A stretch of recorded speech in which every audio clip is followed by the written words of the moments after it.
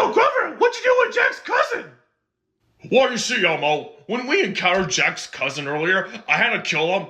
Then I molested his body, and then I used a knife to rip his flesh apart, and then I force-fed his remains to his family, and then I burnt down his coffin, and then took a shit on his grave, and then I used the rest of his remains to make some soup for you guys. Why the long face, Elmo? Maybe because of him behind you? Oh, please. He wouldn't notice a thing.